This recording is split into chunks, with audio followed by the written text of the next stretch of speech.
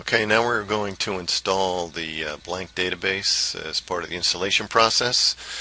We've already installed the SQL Express server on the 2016 server. Now we have 3 other components to install. You'll notice the database is not installed. We are going to click Install.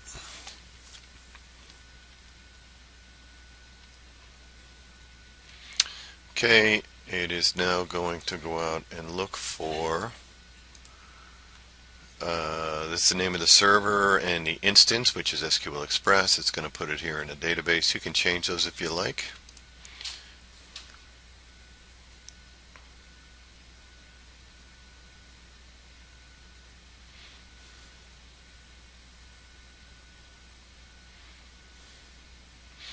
Now it's going to ask us if we have any licenses. So if you do have the SSL license or any EDL licenses, you can install them now. You don't have to do it now, but at some point you're going to do it, so let's just get it out of the way. You need to put those licenses in a location that are reachable from this server. And I have them on our network somewhere. Hopefully I have these mapped and we can get to them.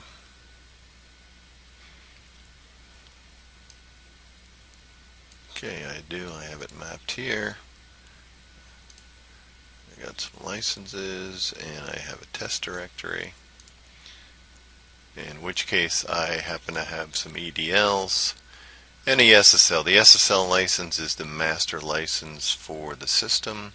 System support license is what that stands for. And the EDL allows us to add devices to the database.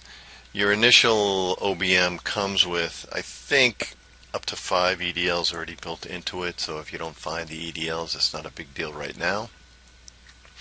The SSL, if you don't install it, you're going to get a nuisance pop-up periodically, so at some point you're going to want to install that, otherwise it's going to drive you crazy.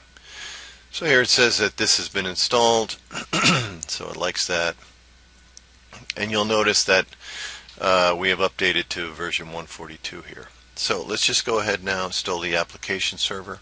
We're going to put all of this on a single server. So we just click on the app server, we click next. We want it to be accessible by everyone. Now the app server does not store any data, so if you have any problems installing the app server, you can always uninstall it and reinstall it without worrying about losing any data. So we are going to hit close here.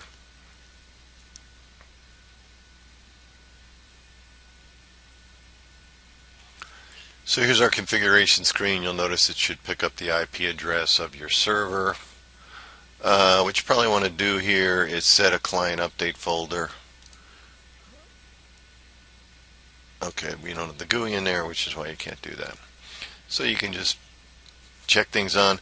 Here, if you want to turn audit logging on, this is if you're having issues, you turn that on all. That is going to produce a fair amount of data on your machine, so only do that if you're trying to debug things. So if you are having a problem, that's why we recommend leaving the installation files on this local server, so you can go into this configuration menu, turn this on or off in case CDI support is asking for log files. I'm going to turn that on because this is a test machine for us anyway, and typically with those we turn debug logging on. Okay, so now you'll notice the app server is loaded. We have the database loaded. Last thing to do is put the GUI in. So we're going to install the GUI. Click next. Have it for everyone. Software agreement. This should actually install relatively quickly, and then at the end of the install you will get a brief configuration menu. Okay, so here's the settings for the server. You'll notice it says localhost. When you click through, it's going to put the actual IP address of the app server. This is the app server you want to connect to, and you'll notice we have server ports. You're not going to want to change that. If you are having trouble connecting to the app server, you will need to modify your firewall, and there is a document on adding TCP and UDP ports to the firewall. And again, normally we will leave the logging level off. I'm going to turn this on because this is a test system, but we recommend you leave that off.